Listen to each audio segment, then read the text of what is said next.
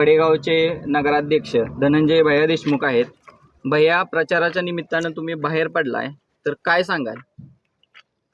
खऱ्या अर्थानं पलूस कडेगाव विधानसभा मतदारसंघाच्या या भारतीय जनता पार्टी आणि महायुतीचे उमेदवार माननीय संग्रामसिंह देशमुख भाऊ यांच्या प्रचारानिमित्त बाहेर पडल्यानंतर आज खऱ्या अर्थानं कडेगाव शहरात खूप कमालीचं असं वातावरण या ठिकाणी आहे. लोक महाराष्ट्र सरकार आणि केंद्र सरकारवर तसंच कडेगाव नगरपंचायतवर सुद्धा चांगल्या म्हणजे खुश आहेत.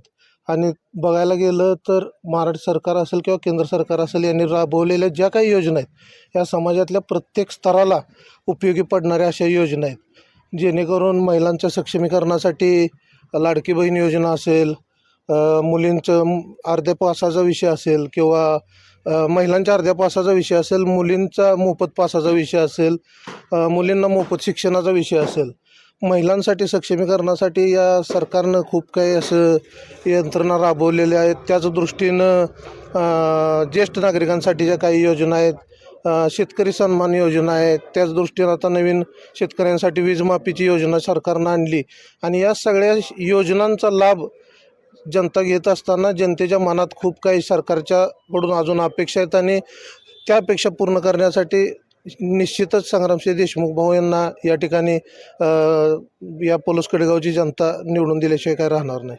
विरोधक अशी टीका करतायत की निवडणूक आली की फक्त तुम्ही प्रचारासाठी बाहेर येता, परत 5 वर्ष तुम्ही या मतदारसंघात तुमच्या माध्यमातून कामं नसतात किंवा 5 वर्ष तुम्ही मतदारसंघात फिरत नाही.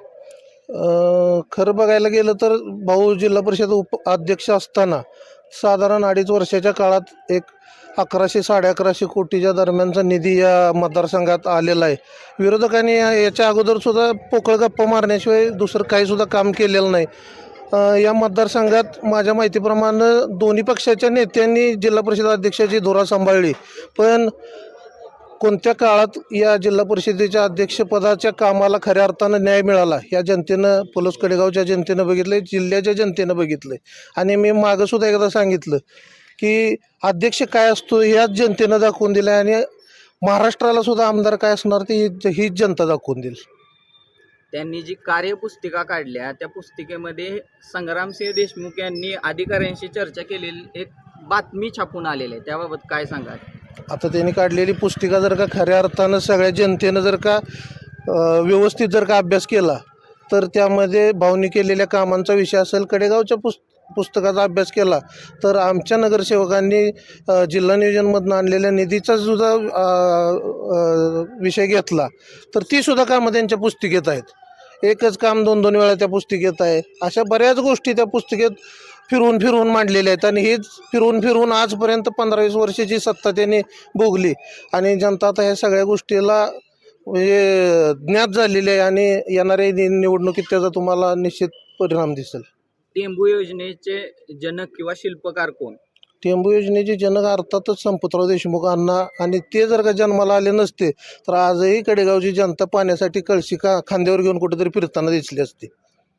आत्ता त्यांच्याकडून सांगण्यात येते विरोधकांनी, म्हणजे 1995 पासून ज्यावेळी ते आमदार होते, दोन्ही आमदारांनी विधानसभेत टेंबू योजनेसाठी कुठलाही मुद्दा उपस्थित केला नाही किंवा पाठपुरावा केला नाही. आम्ही गेल्या अनेक वर्षांपासून या योजनेसाठी निधी उपलब्ध करून दिला, असं त्यांनी टीका केली.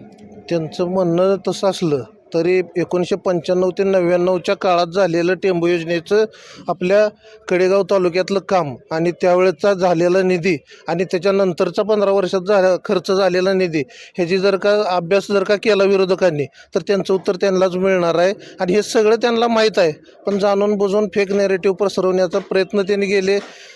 लोकसभेच्या इलेक्शनपासून त्यांचं चालूच आहे आणि हे जनता ह्या गोष्टी सगळ्या 20 वर्षाच्या कालावधीतल्या आहेत.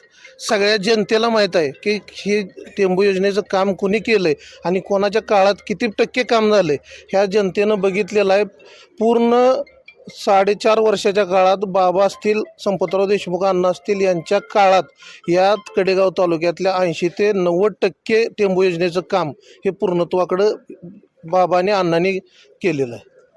त्यांनी मागच्या सभेत एक टीका केली की सगळ्या मतदारसंघाला माहीत आहे देशमुख पॅटर्न काय आहे, ते कशा पद्धतीनं म्हणजे कार्यकर्ते असतील किंवा इतर काही लोकांसोबत देशमुख पॅटर्न या गोष्टीचा त्यांनी उल्लेख केला, तर काय सांगाल?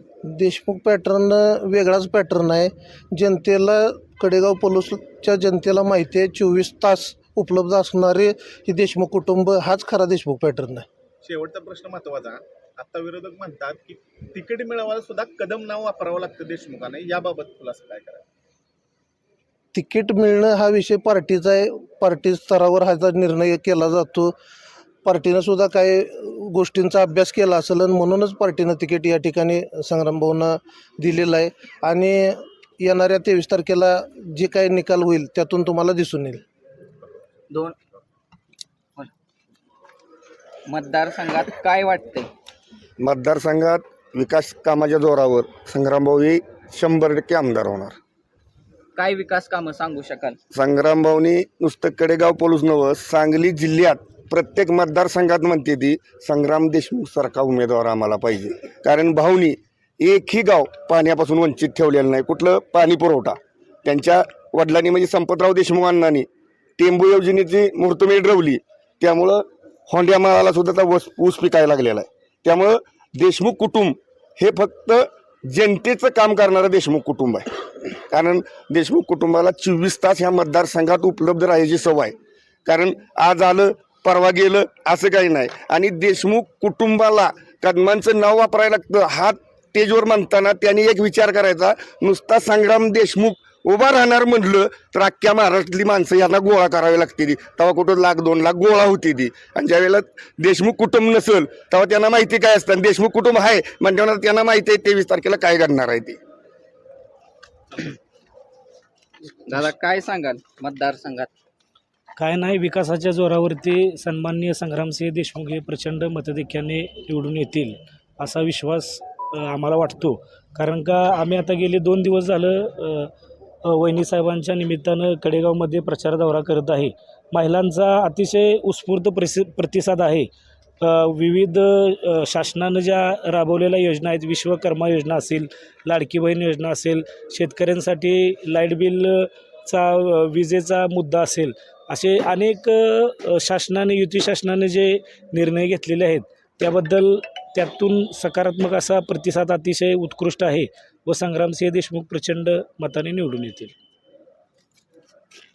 दादा काय सांगाल? मी जास्त काय बोलत नाही, पण 100% 2024चे आमदार संग्रामभाऊ होणार एवढी मला काम करताना लोकांना येणारा प्रतिसाद बघून 100% वाटते की यंदा भाऊ आमदार होणार म्हणजे होणार.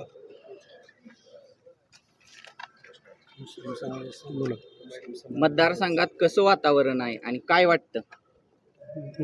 आपल्या कडेगाव पोलीस मतदारसंघात पृथ्वीराज बाबा देशमुख आणि संग्रामभाऊ देशमुख यांच्यावर जनतेचं अतूट प्रेम आहे. आणि त्यांनी ते विश्वास संपादन केलेला आहे जनतेच्या मनात.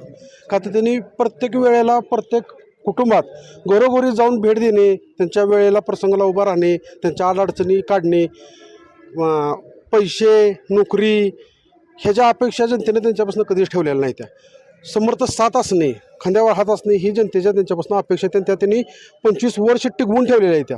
आणि कडेगाव पोलीस तालुक्यातली जनता, खास करून आमच्या कडेगाव तालुक्यातला मुस्लिम समाज वैयक्तिक पृथ्वीराज बाबांच्यावर प्रेम करतो, संग्राम भाऊंच्यावर प्रेम करतो.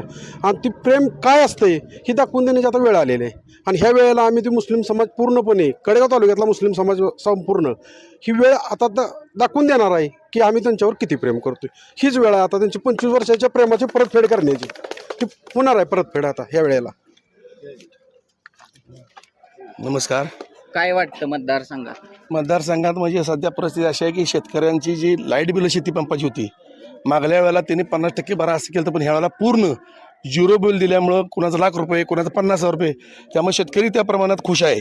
आणि लाडकी बहीण योजना, हाफ तिकीट तुमचं ह्याचं असेल एसटीचं किंवा जे दुसरा नियोजन असं आले की पुन्हा शिक्षणासाठी फ्री शिक्षण चंद्रकांत पाटील पालकमंत्री त्यांनी घोषणा केल्यात. आणि त्याच्यापेक्षा सर्वात मोठा विषय म्हणजे इथं टेंबूचं पाणी आल्यामुळं आता कुणी श्रेय घेऊ द्या, कुणी म्हणू द्या, पण अण्णांनीच पाणी आणलेलं आहे ही सर्व जनतेला जुन्या काळातल्या माणसांना माहिती आहे. आणि त्याप्रमाणे त्यांची सुद्धा मानसिकता तशीच झालेली आहे की ह्या वेळेला काही जर झालं तर त्याची परतफेड अण्णांना श्रद्धांजली म्हणून संग्राम भावनाची मतदान लोक हे करणार आहे ती. त्यामुळं काही त्याची अडचण नाही. आणि यंग जनरेशन जे आहे ते आता मोदींच्या ह्याच्यामुळं सोशल मीडियामुळं त्यांचाही प्रभाव वाढलेला आहे, त्यामुळे त्याची काही अडचण येणार नाही.